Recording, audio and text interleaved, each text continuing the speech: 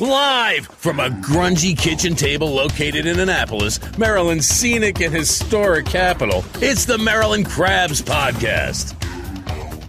With each episode, your hosts, Tim Hamilton, John Fernay, and the occasional guest will dive in and pick apart the stuff that really matters most to you. We're too lazy to actually solve any of these problems, but we can definitely stir the pot. From schools, politics, parking in the fire lane, to those horrible people who drive BMWs. And here with this week's episode, live from the kitchen table, Tim Hamilton and John Fernay. It's Maryland Crabs time. Time for Maryland Crabs, but not literally. I could go for some crabs, though. Hey, we're back here again. How are you? All right. You got to go to Glen Burnie tonight, don't you? I've got to cross the Severn River, which always spooks me, to be honest with you. I'm an inner suburbs kid. Yeah. I just, You don't like to go out of your house, so. I've gotten better. I will go out in Annapolis, but when I cross the river... By the way, they're going to fix that whole thing, that whole bridge. They're going to fix the... man, I just see nightmare written all over that. Mr. Glass half empty. Surprise. If the listeners don't know what we're talking about, the Capitol had a story on... actually, it wasn't the Capitol. I think they did it a little bit late, but it was the Severna Park Voice, I believe. Yeah. That had a story on what they're looking to do. They're doing a study, and I didn't realize, but the Severn River Bridge, which is the Route 50 bridge, the new bridge, is actually, there's a space in between it, and the center guardrail sits on top of the space, and starting in the fall for 18 months, they're looking to widen that to add an additional lane in both directions. So they're going to have to remove that center barrier, somehow fill it in to make it thing, and then narrow down the shoulders, the existing shoulders, to relieve that traffic. And the lanes, too. They can make the lanes slightly narrower. Right, because that's the bottleneck going to It's the shore. hellacious. You know what? I don't care. I think they said it's going to be done by next summer, and I don't know when they're starting it. It'll be worth it. I tell you it will. That is the biggest... I don't know why, either. And they don't know why. It's just, I can't... It's 18 months of... I imagine it's just going to be hell. Well, when I was a kid, we didn't have Easy Pass, so when we would go to towards the toll bridges, that would back up... God, from Bowie, and it would be literally like sometimes 2-3 hours just to get to the toll, and now you blow through that, and the biggest impediment to going that direction is now the Severn River Bridge. It's hellacious. I think whatever they do is just worth it. You know what they should do? They should make everything Easy Pass. If you don't have an Easy Pass, they'll send you the bill. It'll cost you 42 cents and a piece of paper to do it, and you have to pay that toll, not without a penalty, within 10 days. I mean, if you have an Easy Pass, it registers. If you don't have an Easy Pass, it takes your picture. So you don't have to stop at all? Right. You know what? They had this on Reddit. Now I'm going to ramble. They had, what are the things that we used to have that were cool that you'll never, that we don't have anymore and kids will never experience? And like one of them was like slamming the phone down and hanging up on somebody. Oh, didn't that feel good? Yeah, because you can't just press go. You know what? And then press end. You can't do that. But the other thing is, I was trying to explain to my kids the whole concept of throwing the change in the basket. Oh, yeah. Going over. They'll never experience that. I know. I don't feel romantic enough to go back to it. Sort of like payphones. I think the statute of limitations has expired, but I grew up like on the Garden State Parkway, which had those toll baskets like every exit. Yeah. Half mile it seemed, but they used to have envelopes there. Oops, not enough change. Take an envelope and mail it in. Where you could take an envelope. So we would just blow through there, take an envelope, take an envelope, take an envelope. Oh, because there was no cameras back then. No. They didn't have cameras back then. Back then, yeah. No, they barely had... They had a sketch artist at each one, just kind of drawing a picture of your car. Your Model T. But, yeah, they didn't go that far. But, we had a big uptick on traffic on the podcast for the Eastport Landing I don't check the stats lately. And it's heating up there. The city they canceled a hearing. They said, I got like 20 emails on that too, and I don't generally open those emails. Once I read it once, I kind of understand where you're going with it. So I saw the cancellation one, so I had no idea what that was about. But I was too lazy to ask you. Well, they canceled a hearing for it where they were doing, which sort of upset. It made the people that were opposed to it happy, and it made the people that were in favor of it upset. And they basically came through and said that the city's law office hired an outside lawyer to look at it, and they said, "Oh yeah, we made a mistake." Why do we do that? Don't we have lawyers who work for it? You know, we do. I don't understand. That's why they stupid. do that. It is. I agree. We just don't. Apparently, we just don't trust our lawyers. That'd be like the mayor hiring another mayor to come up with a budget or something like that. The gig is up. Yeah.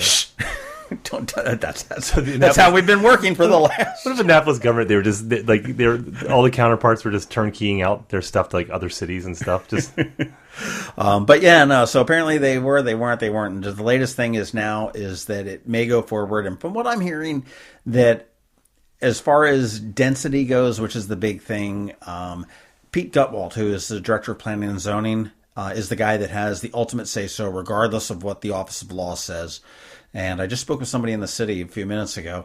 I said, okay, let's just assume for a minute that the guy's on the take and he's corruptible. Oh, I am so separating myself from you right now. And I said, that is John who's saying that's that. fine. And I said, if all of a sudden a developer came up and said to Pete, hey, I got $2 million for you here. No matter if the law office said this was the most illegal thing in the world and 100% of the population was opposed to it, and Pete Gutwalt said, yeah, it's good to go. By law, it's good to go. Huh. And they said, yeah, pretty much. It's a powerful position. And that's where it all walks back. So, I mean, they're going to probably be looking at the code and everything else. I know right now the mayor and Alderman Arnett are in a little bit of a pissing match because... Wait. So the kibosh really isn't on it. That's what It's not. Now the city is somewhat reversed course. They basically said, they're saying that the venue of the planning commission was not the proper venue to discuss density. Why not? I don't know. We're trying to figure that out. So go listen to that episode on Eastport Landing. It was about 3 episodes ago. Get an idea of what they're looking to build there. There is a artist rendering in the post as well as the show notes. It looked good, but I will say that the artist rendering of any development looks awesome. And then when it happens, they do. I mean, that's sort of like pictures of food and menus. Since when have you seen a Big Mac that looks as good as the picture? There's a Reddit forum before, expectations versus reality, where they have the picture from the ad and then the picture of what it really looks like. It's hilarious. Check that out. It's like every fast food place where they have the Big Mac and then the picture of the ad, and they get the picture of the smushed Big Mac that you get that's wrapped up. I've never had a Big Mac. That's funny. Or a Whopper. Hey, and to everybody that you've never had a Big Mac or a Whopper? Nope. I am distancing myself from I have you. never. Okay, here we go. And I've never been to a Walmart in my life. Okay, I was my daughter, when she went to school down in North Carolina, that was the only thing there. And I went in and I had a visceral physical reaction. And I didn't like it at all. I've never used an emoji while texting. Huh. I've never paid taxes. There's a bunch of stuff. Yeah. But you distracted me. What I was getting ready to say is to the listeners that listened to us before and actually went on to Apple Podcasts, formerly iTunes, and gave us a rating. Thank you very much. Oh, I didn't see that either. Yep. I got to start paying attention to our stuff. We did, and we had a number of people leave comments and reviews, and I certainly appreciate it. Tim doesn't appreciate it because he doesn't read it. I don't. But go back and do that. Give us a rating wherever you listen and wherever you consume your podcast. Give us a rating. Write a review if you've got the time to do it. It helps us out. It helps us move up, helps us get recognition. If you like what you're hearing. If you don't like what you're hearing, then just left swipe. Well, and I also got called out on Facebook for the Crystal Spring interview, or I'm sorry, the Village of Providence Point. So yeah, you did. It was that we pick on environmentalists, and that he said I'm full of shit. Well, he didn't say that. I was reading between the lines, though. Yeah, he did. The point was that I was picking on the environmentalists when it came to their obstruction, or not their opposition to Village at Providence Point. So I'm not apologizing for it. I'll say that I didn't mean to paint with a broad brush, but I was talking about very specific people without calling them out. So when I was saying environmentalists, that was code word for about 4 people. One thing I who were very vocal. So I saw the comment on the Facebook page, and I certainly appreciate the comment that was left. Yeah, because it was attacking me. And it was, yeah. But my thing is, too, with the environmentalists, I kind of liken them a little bit to the Republicans and the Tea Party. They have there's several different factions of environmentalists. You've got, specifically to Crystal Spring, okay, you've got one group that's very loud, very vocal. Yeah, let's just call it Crystal Spring. Let's stop. I don't want to call it Village at Providence Point. That's too much. Okay. No one knows what we're talking about either. Yeah, that's true. Well, Crystal Spring, there's one group that's like, no, you will not cut down one tree Period. And we want a moratorium on all. And you will not build anything. It will be exactly as it is right now, and nothing will change. Right. And that is their position. And they said that. We were at that meeting where they said that. Yeah, without a doubt. And they're calling us now. And what happens is that the what I would say the true environmentalists, the people that are working for the health of the bay, looking for the runoffs and whatnot, right. and I'll throw different things in there. They haven't really distanced themselves from that group. They're just riding onto their coattails because they're the ones that are making the noise. I disagree. I think that has been co-opted because we're talking about environmentalists like it's one. See, I started this thinking it was going to make people feel better, and it's not. It's going to make people angrier. But I'll say that I think there are different levels of environmentalism, and there are different goals that the group has. Some are much more specific to Annapolis. Some use it, and I mean this. Some people use it because they're opposed to development as a whole. So that is the Trojan horse. But there are people who do incredible amounts of work here locally. I mean, South River Federation is certainly one of them. South River Federation was for Crystal Springs, right? Until they were against it. He said, "Well, it doesn't forgive it. You say you're an environmentalist. I am an environmentalist. I believe in the health of the bay, but I in this case, let me just say this: it wasn't until the Crystal Spring. And by the way, I am not a fan of the project. Let me tell you that right off the bat. Even though they've reduced the size and everything, it's just I'm not a fan of it. But I'm a realist, and it's going to probably happen. I'm not thrilled about it, but that's where we are. But that said, there's a group of about 4 very vocal people who wrap themselves in the mantle of environmentalism, who I think really left a bad taste in my mouth over this situation because they were so uncompromising and they were so unreasonable. And they were. I'm sorry, they were. You have to be able to negotiate and you have to be able to get what you want instead of saying, no, we're not going to compromise whatsoever at all. And the only thing we're going to accept is a total moratorium. It just doesn't work that way. Well, it seems to be a standard operating procedure so to everyone for any kind else, of development in Annapolis. Everyone else who's furious with me the way or is ticked, I'm sorry. I didn't mean to paint you with a broad brush. So we'll try to be better. Eat your kale and leave me alone. We'll try to be better. We'll try to be better. But yeah, no, what I want to talk about, we've got a cool thing going on today. We had made a promise a long time ago, and we are slowly starting to get to it. I make lots of promises, John. I don't care. That this podcast was not necessarily going to be entirely focused on Annapolis, and we wanted to get out into a broader area, into the state. Yeah, we always kind of fall back into it, though. But, I mean, we have some stuff coming up that's not. We do. And one of those things that's not is who our next guest is that we're going to be speaking with in just a little bit on the phone, and we've got the Baltimore Ravens. Which was great because I'm a Redskins fan, but that's okay. But they're really nice. They're a great organization. They're great to talk to. They do some really cool things. And we were also experimenting with phone technology. Mm-hmm. That was the first time we did it since your John Tesh experiment, which was actually really, to be honest with you, I had my doubts when you said, you want to take the John Tesh? I'm like, no, you go ahead. And it actually turned out to be a really good interview. Yeah. So you ever heard that crab cake? I actually... If John says, hey, did you listen to my crab cake? I'm like, yeah, it was great. And to be honest with you, I didn't listen to it. That was the one that I did listen to only because it was the first time we used the phone technology. And not only did it work, but he was actually a really cool dude. I liked him. He absolutely was. Today, and he's married to Connie Selika. Yeah, you're crushing on his wife. Selika. But today we have, from the Ravens, we're going to be talking with 3 people. We're going to be talking to Adam Rudell, who is with their outreach. He's the coordinator of marketing and football outreach. Heather Darney, who is actually fascinating, and she handles the Ravens Foundation. They do a lot. I didn't realize how much they do. As well as the community relations, and she's the handles like a lot of the players' private foundation coordinations. I'm glad you ended that the way you did. What's that? Nothing. Okay. And finally, we're going to talk with Garrett Downing, who is the social media manager for the Ravens, and also the digital host. He does host a podcast as well, a daily podcast during the season, and sort of recaps everything else. And we're going to talk to them. But in the meantime, we're going to get to them in just a moment. But make sure that you follow us wherever you need to follow us. And where can they do that? Well, they can do it on Facebook because we have a page and we have a group because that's how we roll. And you can find us on Twitter at MD Podcast, at MD Crabs Podcast. Somewhere like that. Then we have John at Annapolis. I'm at Tim Hamilton 47. You can find us at themarylandcrabs.com, info at themarylandcrabs.com. You can subscribe to our podcast on Google Play, on Apple. I should learn this. Apple Podcasts, Apple Podcasts, Stitcher, and Alexa. iHeartRadio. Yeah, all that stuff. You can find us everywhere. Wherever. And you could probably go out your front door and scream, play the You can find Maryland Crabs Podcast, and Tim will come bounding down the road with his just start blathering on iPhone like that. You can find us at the Ebb Tide. You can. But yeah, so let's get right into it. And let's bring on the Ravens. Phoner. When it comes to diamonds, there are two things that matter: reputation and value. At Zachary's, you know our reputation.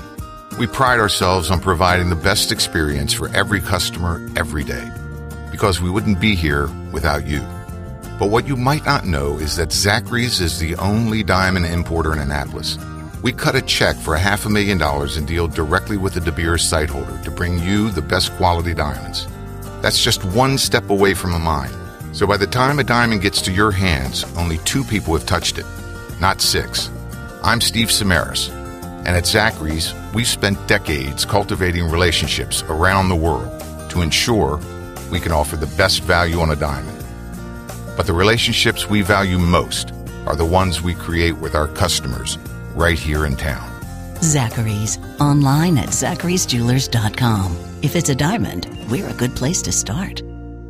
Hey, right now we've got Adam Rudell from the Baltimore Ravens on the phone with us. How are you today, Adam? Good, John. Thanks for having me. What we wanted to do is, Ravens are obviously huge in Annapolis, huge in Maryland, huge in parts of Pennsylvania, certainly not out where the evil Steelers are, but the Ravens are coming to Annapolis as well as some other places around the state pretty soon with some youth football clinics, and we wanted to talk a little bit about that. I know we've put a bunch of stuff on Eye on Annapolis, but tell us a little bit about what you guys are bringing to Annapolis on June 12th. Yeah, absolutely, John. We have our Play Like a Raven football clinic in now our 4th year, and we caravan around our territory, whether that be in Maryland, southern PA. We've been to Delaware, but this year we have 4 locations in Maryland beginning on Monday, June 12th at Annapolis High School. So that'll kind of kick the week off, and we'll travel to Frederick County, Maryland, Baltimore County, Maryland, and then Queen Anne County over the Bay Bridge. And that's kind of what our week looks like. But,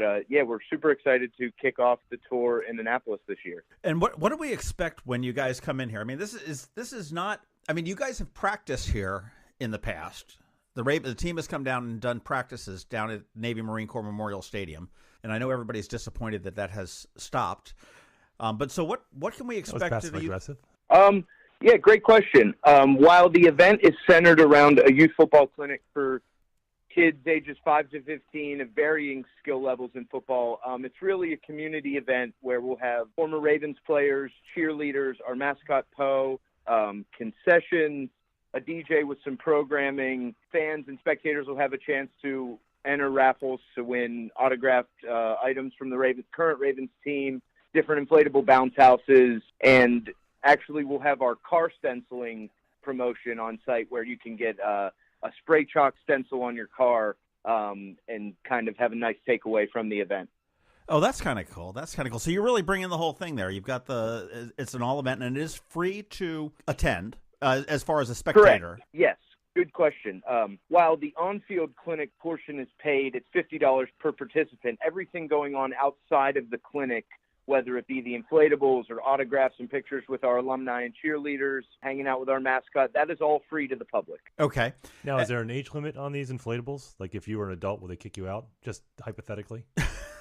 Good question. I'm not positive, but I think as long as it's all in good fun and well-mannered, I think everybody should be able to enjoy themselves. Well-mannered. All right, that's a problem. that eliminates Tim out of that one. So. And as far as the alumni, I mean, I noticed that I'd seen some notes where you've got Jarrett Johnson, Adalius Thomas are coming, Brad Jackson, and Jamal Lewis. Yeah, so those are the 4 guys that we'll have on the tour with us this year. On Monday and Tuesday, June 12th and 13th, Jarrett Johnson and Adalius Thomas will be joining us, both former outside linebacker edge rushers for the Ravens, and just in talking with them, we know they're excited to get back and be in the community and jump in and instruct some drills, and also get to interact with the fans and take some pictures and sign autographs and all that. They're super excited to be in Annapolis and be a part of these clinics and ultimately give back to the fans. And again, to participate in the clinic, your age is 5 to 15, and they're sort of age segregated, if you will. And everybody will, for $50, everybody will get like the T-shirt, which is an Under Armour thing. So everybody, all on-field participants will get a clinic T-shirt from Under Armour. as well as 2.5 hours of instruction from USA Football certified coaches, local Annapolis high school coaches, and then the alumni players will, as I mentioned, be on the field or off the field signing autographs, but they'll also jump in the trenches and be instructing some of our youth in different skill-specific drills. There are, as you mentioned, age, not restrictions, but kind of groups. Whether you've played a little football, flag or tackle, or have been playing for a few years, there's two different groups that we kind of get you into to suit your skill level and either introduce you to the game or kind of hone your skills as you get ready for the upcoming season. Okay. And you've got 4 of these that are coming up very soon. June 12th at Annapolis High School here in Annapolis. The 13th, which is at Urbana High School, and I'm going to screw the name of this town up, but Igemsville, Maryland? You got it. You got it. Which is in Montgomery County, I believe. I thought you were making that up. I didn't know there was such a town. Yeah, there is a town named Igemsville, unless they're messing with me. It's yeah, Adam, I thought he was screwing with me. It's southern Frederick County, right near Montgomery County, yes. Okay. Followed up Mountain Town. Yeah. Followed up by Meadowood Regional Park, which is in Lutherville, Timonium. Right in our backyard. And then you guys venture across the bridge to Queen Anne's County High School on June 15th in Centerville, Maryland. And where can people that want to participate in this, obviously if you just want to go and watch it, you can just go on those days. What are the times that these are happening? And then where can they get more information if they want to register their child to participate? Yeah, John. Obviously, spectators are free. Attendance is free for spectators and fans, but to participate in the clinics and for more information as a whole, interested fans can visit BaltimoreRavens.com/youth clinics, and that's where you'll find all the dates listed and a little more information on the different skill groups. We highlight the alumni there, and the clinics. Each clinic runs 5 to 8 p.m. on the given day, and is $50 for the on-field portion. Okay, and that is BaltimoreRavens.com/youth clinics with an S on the end of it, right? Yeah. We'll have all the links on our show notes, too, so everyone's interested. And in addition to the Play Like a Ravens football clinic, you guys are going to come around town and deface the town for a little bit next week, right? Well, I'd rather not say deface, as there's some dignitaries that are working through our permits, but we're going to bring out our purple spray chalk and our Raven stencil and kind of paint the town purple in an effort to promote the event on June 12th. And we'll also do this in the surrounding areas, but we're hoping to execute this paint the town purple promotion on Monday, May 22nd in Annapolis. So keep your eyes out for some different Ravens logos and maybe even some few surprises with registrations in the clinic all throughout the Annapolis area. So this is like similar. I mean, the sidewalk chalks and the sidewalk paints and just little scavenger honey kind of things all around the area. Exactly. Well, as soon as there's a purple, little bit of a purple haze coming over the area, you know that the Ravens must be nearby. And yeah, we like to mark our territory, if you will. We know there's some Redskins fans down in Annapolis, so we want to let them know. We want to let them know where the real pride is. Oh, we know. We know. Oh, there you go. Well, I'll tell you what, Adam, thank you very much for this. I'm looking forward to this. I can't wait to see the Ravens come back into Annapolis. I thought you were getting ready to play. He can use the exercise, frankly, Adam. Yeah. No, I could be Poe. I'd be a good Poe, I think. You know, be like. We can maybe make that happen, John. Yeah, you get dressed up in a fuzzy thing and just have people kick me. It'd be great. That'd be for the best, I think. But I'll tell you what, I want to say but hang on a second, because you got somebody else on the phone here, Heather Darney, and we wanted to talk with her a little bit. While Adam's group is bringing the Ravens out into the community, Heather works with the Ravens Foundation, and she also works with the Ravens players that have established foundations. I want to talk a little bit about what the players are doing, how difference they're making in the communities here. So when we come right back, we'll join up with Heather Darney. Hey, Heather, how are you? I'm great, John. How are you? I'm good. I've got Tim Hamilton on the line with me here, and he's my co-host with the Maryland Crabs. And thank you for taking time out and to put some good spin on. I mean, unfortunately, sometimes pro football seems a little bit like the airline industry now. You always hear the bad news, but it's always good to hear the good news. And I've got, there's lots of good news that's coming out of the Ravens. I mean, obviously, Adam's bringing his group here to Annapolis and Urbana and Meadowood and Queen Anne's. And you Igemsville. And you had the Ravens Foundation. You're the executive director. And also, you sort of coordinate the player foundations and the player outreach, right? Yeah, so I kind of live in both worlds. I have a role in the for-profit Baltimore Ravens organization, as well as I'm the executive director of our charitable arm, which is the Ravens Foundation. So it's kind of interesting being in both worlds, but I make it work, and it's incredible. Now, how long has the Ravens Foundation been around? We've been around since 1996. So, it's been established ever since the team kind of came to Baltimore. And, we've always made it a priority. I think just over the last, I'd say 10 years or so, we've just really been able to grow the foundation, be, such an incredible entity in and of its own with its own grant programs. We're just going through currently a scholarship program because we award 5 Baltimore area high school seniors with a $5,000 renewable college scholarship, so up to $20,000 to put towards their college education, which is great. That's huge.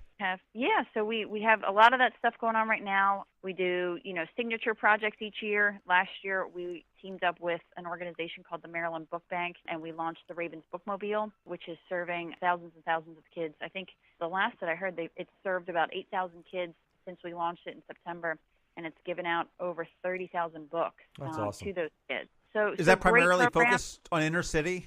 Or primarily on Baltimore City. The Maryland Book Bank owns and operates the vehicle, and then they kind of receive applications from schools that are interested in having it come out. Right now, I think just because of the overwhelming response that they're having, they're focusing just on schools with the largest need.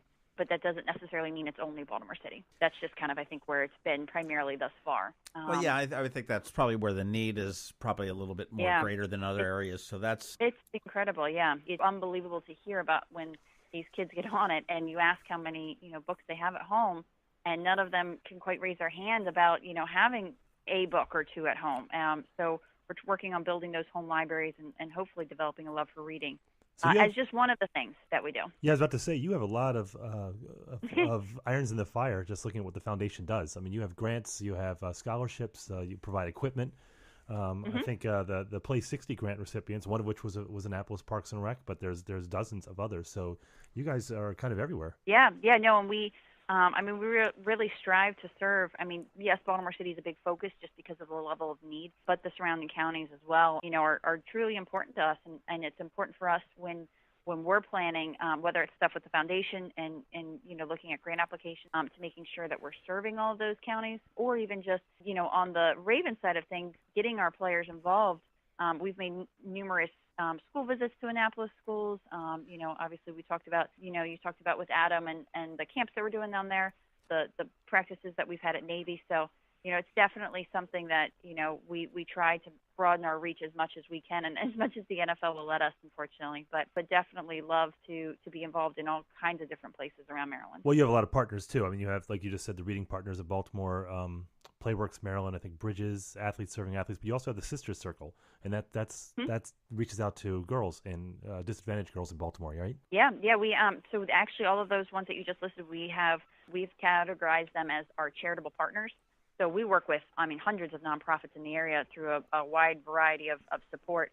But we offer the most support to those charitable partners that you mentioned, both financially and then, just various opportunities. And, those are really, it's a 5-year commitment that we make to those organizations. So it's really nice that those nonprofits can count on, funding coming from the Ravens Foundation for an extended period of time, and they can budget accordingly and, plan accordingly, knowing what we're going to give. And those partnerships have been extremely successful. We've helped some to grow, some to expand and double. It's typically a 5-year partnership, sometimes a little bit longer, but and then we'll rotate as those 5 years are up and find another great, organization to work with. So my son plays football here in Annapolis. He plays, it's not City League, it's PAL League, and it's a great program. And Annapolis, as you may or may not know, has some of the highest proportion of public housing in the country. So you have a lot of kids here that downtime is not their friend. They don't have a lot of opportunities. And I think that that's something that we've been looking for is basically scholarships that help a lot of these kids who don't have the money to join these football leagues and basketball leagues and anything that keeps them out of trouble and kind of gets them out of the public housing just for a little bit. That's a really good thing. So looking what you guys do, you do a lot of that, and you also contribute to a lot of these football leagues with equipment. We do. We actually have a youth football grant available where we team up, and we try to leverage a lot of our sponsorship partnership to do more work in the community. And we actually have a lot of great partners on the for-profit side of us, the Under Armours of the world that also really want to give back in the community alongside us, which is great. Yeah, they're doing a great program right now. They do Friday Night Lights. They do that around the state, and my son does that. That is a blast. It's flag football for like older kids. It's not, little kids, but also older kids too. But it's a lot of fun. Well, I think Under Armour in our market has just been incredible. I think they're an incredible corporate citizen in any number of ways. You also work with the players or the current players as well as alumni players that have established their own foundations as well. I mean, you look at Ray Lewis, who's doing lots of good work. You look at Ray Rice, who's turned around, the problems that he's had. I don't know whether you work specifically with those two, but what else are the Ravens, current and former, doing for the community and for the state of Maryland? Yeah, I mean, I think part of being a Raven, and the mindset that we have here as, this rough, tough, hard-hitting player on the field also includes the fact that you're going to be dedicated to this community, and that's part of what our organization stands on. So we have a ton of guys, both current and former, who have, not only are they giving back here in Baltimore, which is, our primary focus, but they'll do stuff in their hometowns, kind of where they've grown up and wanting to make sure that they're making an impact there as well. Steve Smith Sr., who we're going to miss greatly this year. He's an incredible guy. Again, an awesome player on the field, great guy off the field. His foundation is doing incredible stuff down in Charlotte, where he's currently living, and where his family is. They actually started the Smith Family Wellness Clinic, kind of a clinic to serve underprivileged families, just with some basic wellness needs that they've, kind of already established. So, I mean, it's small scale, Thanksgiving, dinner providing events, with things like that, to literally starting wellness clinics to help out, their community that way. And it's incredible to see, and something that we think is extremely, extremely important. Well, how long has this charitable aspect of the NFL been around? Do you know?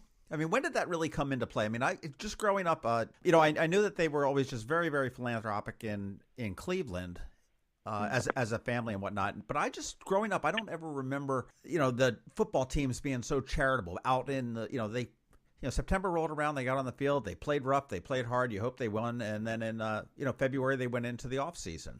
Yeah, I think there's always been part of it, but I don't know. I mean, I think just kind of as the league's evolved, as the game has evolved, and the popularity has evolved, I think that more and more people then are realizing what these athletes are doing all the time, because they're under such a larger spotlight, than they were before. Before the social media days and, the television, the big TV contracts that, took us to Monday Night Football and things like that. I mean, I think there's always been that. But, guys could also, play a game and then go grab dinner somewhere and not quite even be noticed because, nobody really knew what they looked like. Whereas nowadays, I mean, they're under such a spotlight that good, bad, or indifferent, and kind of to your point at the beginning, when we started talking about how there's a lot of negativity sometimes that's being focused on, but these guys are also doing really, really great things, always. And I think they always have been, but I think it's grown more with kind of that spotlight on them. But I also think that the NFL has made it a priority to highlight this more and to, create more game activation, with military appreciation and just, having not only is it something that we've always been doing, but really kind of making this on a broadcast level to where everybody's seeing that, look at everything that we're doing for the military, just as an example. So right. I think the NFL's done a good job with that too. Right. Now, at the foundation, I mean, do you ever look for outside donations, volunteers? Or is this pretty much something handled all within the organization? I mean, it's pretty intimate. We definitely do take outside donations. I think it's, we kind of try to, we set up different various ways to get people involved in making donations. Like we have the Maryland License Plate Program, which is just kind of a small way that people can show their Ravens pride and proceeds benefit the foundation. We have a really cute little Ravens book, children's book that we launched last year with our bookmobile called Poe's Road Trip to Ravens Game Day. And so all the proceeds from that book go towards, the foundation and what we're doing to give back to schools and, programs like the bookmobile. So I think that, we have donations, but we also understand that, while we know on the back end, on the financial end, that they're two different entities, a lot of people just still think of it as the Ravens, which is great because it is what it is. We kind of get lumped under one. So it's hard for us to, say, oh, come, we want you to come to games and hopefully buy a Joe Flacco jersey Right. and make a donation while you're at it. So I think that we're really kind of cognizant of that and want to, we create great partnerships with sponsors that'll support the foundation and, just kind of make unique fundraising opportunities. So there's a lot of passive giving. There'd be a lot of passive giving, I guess. So that's kind of neat. Well, where can we find more about the Ravens Foundation? If people are interested in the book, where the bookmobile is going to be, and everything else. Yeah, no, definitely. Feel free to check out our website. The direct link is baltimoreravens.com/community, and it actually lists everything with our foundation as well as our community relations initiatives that we do with the Ravens and information on the bookmobile and how it's doing. We have a tracker that we try to keep updated with as best we can, but that thing is rolling. So, but all the information's there, and definitely encourage people to check it out. I am sure there are a zillion moving parts to running a football team, I'm sure, and you've probably got a zillion and a half in your area of it. But we're on the phone with Heather Darney, who is the Director of Community Relations for the Baltimore Ravens, and that's when she's got her football helmet on. And when she's got her charitable helmet on, she is the Executive Director for the Ravens Foundation. And as she said, you can find out more at baltimoreravens.com/community. Hey, Heather, thank you very much for taking a little bit of time out of your day to talk with us. And absolutely, John. Let's just say go Ravens. Well, yes, go Ravens. I am a Redskins fan. I got to be honest about we need to that. disconnect him. What's that? He told me to be quiet about Why it. didn't I know that before I got on the call? That's why I saved it to the end. It could be worse. Yeah. Hey, at least it's an NFC team. That's awesome. I appreciate all your time today, John. Happy to help, and definitely, thanks for helping just kind of promote the work that our guys do, because they definitely don't get enough credit as we feel passionately about, but they're doing awesome things. Absolutely. And those season tickets you promised me, they're on the way, right? That's just between us, John. I want to keep. That wasn't even a polite laugh that she had. I'll keep the day job. I'm not going to go with a comedian thing there. So, all right, Heather, thank you very much. Have a great day. Thanks, you too, John. We are now on the phone. We're just being passed around the Ravens front office here with Garrett Downing, who is the social media manager for the team, as well as a digital host. How are you, Garrett? I'm doing great. Thanks for having me on. You all ready for the season? I am. I mean, we still got a little ways to go. There's a few things we need to get into place before then. But, yeah, I mean, it kind of already feels a little bit like football. You have players back in the building. Rookies were here recently after the draft, and they had their mini camp. And so when you have players in the building, it's amazing how much just the energy level changes around here, and you can just kind of feel it. It feels like football is back. You see the guys on the field, and you see them in the weight room. And so that gets me excited, and I think everybody in this building excited for the start of football season. Well, it does. And I mean, as we talked with Adam and we talked with Heather a little bit ago, I mean, football is not a September to February sport anymore for almost any team, but certainly not for the Ravens, because you're out in the community and everything else. And we just had the draft. And how does that look? How is our season looking? I mean, I feel like it's pretty good. Here's the way I look at it. You have the Ravens invested heavily on the defensive side of the ball. I look at this defense, and I think the defense is going to be fun to watch this year. They have a ton of guys who can get fly around all over the ball. They're going to be able to cover in the back end. I think Marlon Humphrey, the first-round pick, is really going to be able to cover well on the back end. Then you're going to have these guys that can get after the quarterback. You have a second-round pick from Houston and Tyus Bowser. You have a third-round pick in Tim Williams from Alabama. These guys can get after the quarterback. And that goes along with, you still have Terrell Suggs and C.J. Moses and Jimmy Smith and Eric Weddle. I just think this defense is going to be really, really good, and I'm excited to see what they're able to do. And so, there's a lot of excitement. I have it, and then there's certainly a lot of excitement in this building about what the team is going to be able to do as a whole this year, and specifically what this defense is going to be able to accomplish. Yeah, the defense is going to be formidable. I mean, there's no doubt with that. Do you think, but should a wide receiver, maybe a concentration when picking a wide receiver in favor of a defense? Some people thought that maybe, Flacco needs a wide receiver. I think, what was his name? Smith-Schuster. I think that was one that we were looking at from USC. I mean, look, there could be a move for a wide receiver. I think we've seen throughout Ozzy's entire tenure that there are times where he makes moves late in the process and finds good players. And he's not afraid to make a trade, and he's made trades throughout his career, particularly recently. I mean, they traded Timmy Jernigan this offseason for a draft pick. You look at guys, they added Jeremy Zuda and Eugene Monroe a few years ago. Those came through trades. So he's willing to make trades if he feels like there's a good player that he could get through a trade. And also, quality players do get released. I know, it may not necessarily seem like that, but when you get after the draft and you get in training camp, sometimes there's salary cap cuts. Sometimes there's good players that end up on the street who you never thought you would have a chance to get. I mean, Steve Smith a few years ago, he's a guy that nobody thought would ever, be a free agent. Yeah. He was somebody that was he's a future Hall of Famer. You get that guy and he gets cut for salary cap reasons. That could still happen. So, there's some spots that the Ravens are looking to add players, and they probably will. Is it going to be a big-name guy? Maybe it is. Or is it going to be somebody that people, it's kind of under the radar right now, but is a really good player?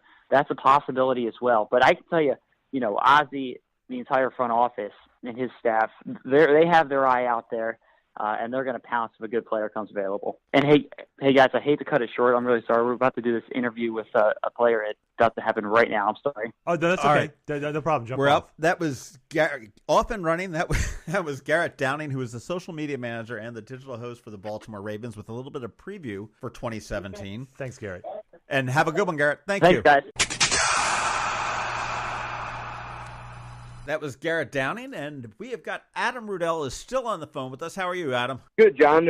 It's yeah, I'm still here. It's cool to hear different pieces of the organization, whether it's charitable piece that Heather has or Garrett really can provide some in-depth insight on the team, as he spends a lot of time analyzing and covering what they do. So it's always cool to hear that perspective, even for me when we work together pretty collaboratively. Well, Garrett weaseled out before I got a chance to ask him what's going to happen with our hometown favorite. We start out of here in Annapolis, Keenan Reynolds, who from Naval Academy. Sure, what a great story. Yeah, gosh, he's missed, but I mean, hey, Navy is Navy. But the Ravens are going to be back in Annapolis on Monday, June 12th for the Play Like a Raven football clinic. And Adam coordinates all this. And you can find more information at baltimoreravens.com/youthclinics. And there's an S on the end of that. And if you've got a child 5 to 15 that wants to participate, it's $50. And you're on the field, you're working with coaches and players and everything else to learn your football skills, but you're bringing the road show with you. Yeah, as you alluded to, the event is centered around a youth football clinic, but we really hope for a nice community gathering and a nice marriage between the Ravens and the Annapolis community that night, with different autograph signings and, appearances by our alumni players, cheerleaders, mascot. We really like to believe that it's for all ages, whether you play football or not. And obviously, if you play football, we welcome you to jump on the field with us, work on your skills as you prep for the 2017 season. But ultimately, we're hoping just for a nice night to celebrate the Ravens in Annapolis. And then that'll kick off the week. From there, we'll take off to Urbana High School in Frederick County on Tuesday with a very similar event, just a different location. Wednesday, we'll come back down I-70 to Meadowood Regional Park in Baltimore County, and we'll wrap up the week on Thursday, June 15th at Queen Anne's County High School in Centerville, Maryland. All very similar events, but all with the goal of creating just a great night between these communities and the Ravens as we gear up for the 2017 season. So and as you mentioned, John, I'm sorry, go ahead. So you're all over Maryland, except for that pesky Western Maryland, when they're probably Steelers fans, right? Yeah, truth be told, we did one in Cumberland last year. There's a big high school power out there, Fort Hill High School. They've won 4 straight state championships, and we have a good relationship with their head coach. And believe it or not, the Steeler fans out there were semi-warm to us hosting a Play Like a Raven clinic out there last year. Yeah, we're a little more centralized this year, but really looking forward to it. That sounds good. Well, you can find more information at baltimoreravens.com/youthclinics. And if you want to get more information on the Ravens Foundation and what they do, and I mean, they're doing an awful lot of good work in the community, both in Baltimore City and the surrounding areas and the whole state across there, baltimoreravens.com/community. And then I guess, didn't talk to Garrett, but I mean, he's the social media manager. So I guess if you're following the Ravens on Facebook and Twitter and whatnot, that's Garrett's group behind that. Instagram too. John is not a fan of Instagram. Yeah. So he always leaves it out. Oh, Instagram and Snapchat, yeah.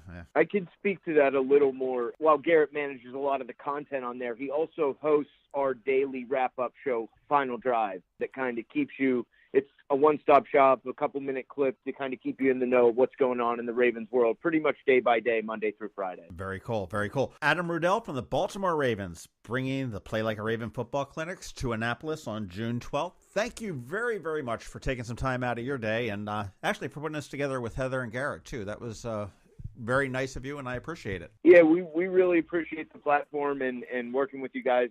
it's been great, and we hope to see you in Annapolis on June 12th. Okay, make sure you get back to Heather and make sure she's got my right address for those season tickets that she promised me. See, they're laughing at me again. All righty, Adam. Thank you very much. Have a great day. Appreciate it. All right, John.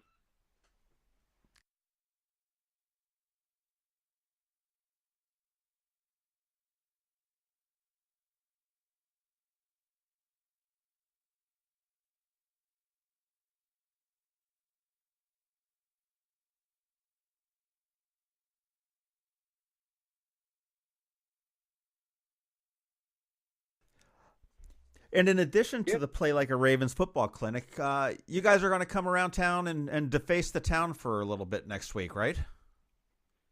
Well, I'd rather not say deface, as there's some dignitaries that are working through our permits, but we're going to bring out our purple spray chalk and our Raven stencil and kind of paint the town purple in an effort to promote the event on June 12th.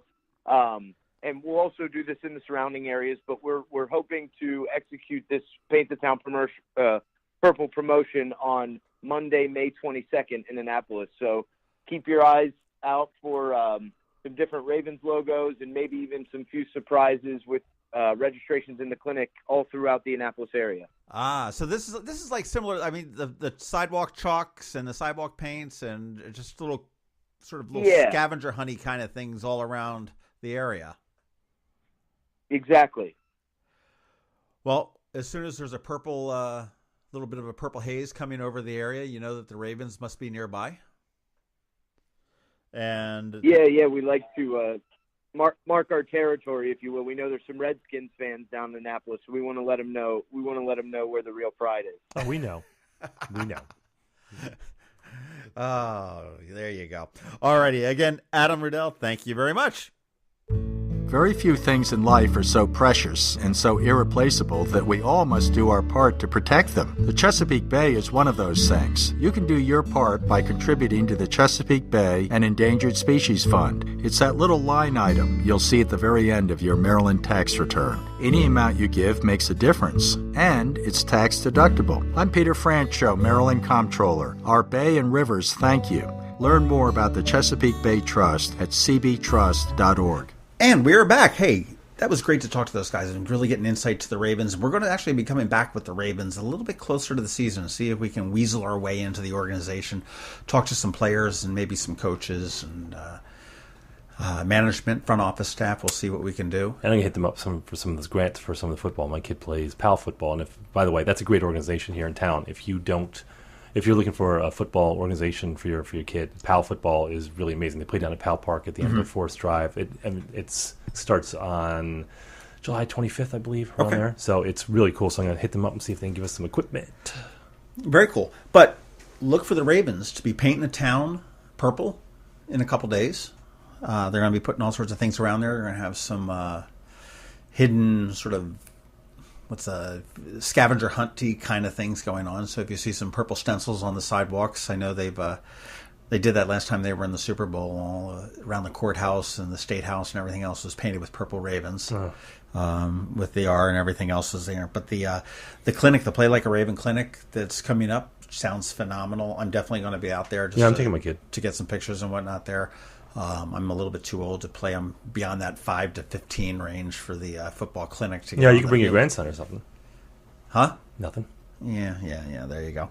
But yeah, no. So that looks really neat. But what I was really surprised at is how involved the Ravens are as an organization in the community. I mean, I know that they play the games and they have their caravans and they drum up support for the team and everything else. But how philanthropic they really are, as far as what Heather was talking about, the bookmobile, that everything that they're doing for the city of Baltimore, the youth, and the outreach that they're doing in other areas. And I think the book that they've written, that when you buy it, a part of that goes to help offset and to run the programs and everything else. I think it's pretty impressive when you see any organization, but certainly one as large as the Ravens that probably doesn't need to. And I know that she said that the NFL sort of dictates some of that. Well, they had to. I mean, let's be honest. I mean, I'm a big football fan. I'm a big NFL fan. But I think, they had some really bad press there for a while. And what NFL team do you like? Skins. The Redskins, or I guess the Washington team. It's the Redskins. I'm sorry, they are. But we had season tickets when I was a kid, growing up in the 70s and 80s, and we would go over to RFK because that's where it was, and that was only like 65,000 people, and that place would just rock. Right. And then they moved it over to FedEx Field back in the mid 90s, early 90s, and we were like 4 sections back, and it was just horrible. So my father let the tickets lapse. But we used to go up to see the Colts in the if the Redskins weren't around, because we could pick up tickets there pretty easily. Just go, so not often, but we'd go up there. Right. Well, it's interesting, but I mean, I think you've got the bad news. I mean, you hear about the Ray Rices, you hear about the Ray Lewis in Atlanta, you hear about. Well, the problem is if you look at the size of the NFL, I mean, statistically, you're going to have that. I mean, I'm not making excuses for it. I mean, it's abhorrent and everything, but I will just say that how many players do you have in the NFL? You got 16, it's 30. So you're talking about like something like 3,000, 4,000 players, something like that. And if you look at the percentage, that's just. Again, I'm not making excuses, but it does happen. You could say that it's scandalous. And you've got fame, notoriety, and money, and everything else that has a tendency to corrupt to a degree. And again, not an excuse, but I think they're doing a lot of good in the community. I think they've the players have done it. Ray Rice has come back with his of his elevator video with beating his wife, and he's got a wonderful foundation to.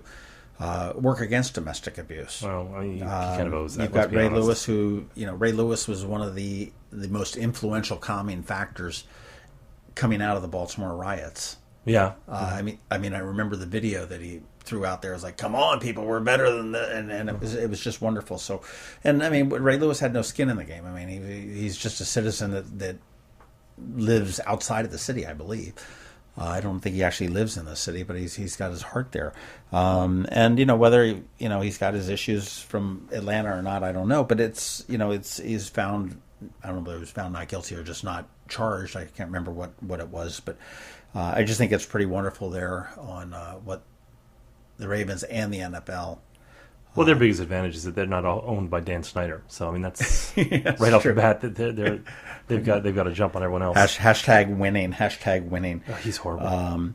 But definitely take a look at next week for the Ravens to paint the town purple, and then coming in June over at Annapolis High School, they're going to be bringing the caravan to be able to get on the field and work with the players. And while I hit up Heather twice for season tickets and just even a couple tickets, and she shot me down. Technically she didn't shoot me down. She just sort of laughed at me. Well, it's a patronizing laugh. I think that's the part that should hurt. Tends to be how things work in my life. They just laugh. It's like, just laugh at John. He'll be fine. That's what we all do. But I know. Don't think I don't know. But I will say that Heather turned around, and not Heather, but Adam, at the tail end and said, "Hey guys, do you want to give away some tickets to the Play Like a Ravens camp?" And we did, because we like giving away other people's stuff. Yep. So if you have stuff you want us to give away, give it to us. We're great stuff giver-outers. We'll do it. But no, we have 5 tickets to give away to the Play Like Ravens camp, which is going to be coming in on June 12th. Is that right? Yep. No, I don't think so. That's all right. I always say yep. Got to go back and look at that. We'll put it in the show notes to make sure what it is. But it's in June. It's the middle of the week. At Annapolis High School, get on the field, play with some former Ravens, get some coaching. Designed for kids 5 to 15, and they're going to segregate them out a little bit based on skill levels and size. So that's if you're a serious player, then you'll be in one group. If you're just checking it out, maybe get some interest the other one. So, how do you want to give away these tickets? Let's do. Send us a picture of your... No. That guy, no. Okay. We got in trouble for that Go into the shower. So how about they just email us? How about the first 5 people who email us? Okay. That's just easy. So it's info@themarylandcrabs.com. And the subject to say, give me the tickets. Give me the ticket. We'll give... how many tickets? We have 5 tickets. 5 tickets. And these tickets are $50 a pop. They're worth $50 a pop. Oh. To go. So which probably would have been, 2 games if Heather had done that for me. But yeah, so that's do it. info@themarylandcrabs.com. All right, so we'll give those tickets away. Now remember, it's going to be 1 apiece that we're going to be doing. So don't call and say, I want all 5, because I've already tried that. And I already promised one for my son, but he didn't he didn't act fast enough, so it's going to have to come out of his allowance money. But again, I think we'll look up the date of that event, and we'll put that in the show notes. But I think it's on a Thursday. I want to say it's around June 15th. This is totally professional, by the way, that we're doing that. But so in the meantime, that's about it. So we got some more events coming up. Some stay tuned. We've got we're going to be talking about Annapolis events. Nevin Young. And Nevin Young for mayor. That he's going to be coming up. We're going to be talking to Nevin pretty soon. But until then, John, I want you to have some Diet Cokes in the refrigerator next time because I am a little parched. See ya. This has been the Maryland Crabs Podcast with Tim Hamilton and John Fernay. Sure to follow them at all the regular places, Facebook, Twitter, YouTube, and online at themarylandcrabs.com. Take a moment to rate us on iTunes. Now, get the hell out of my kitchen. Seriously, go! You're still here? It's over. Go home.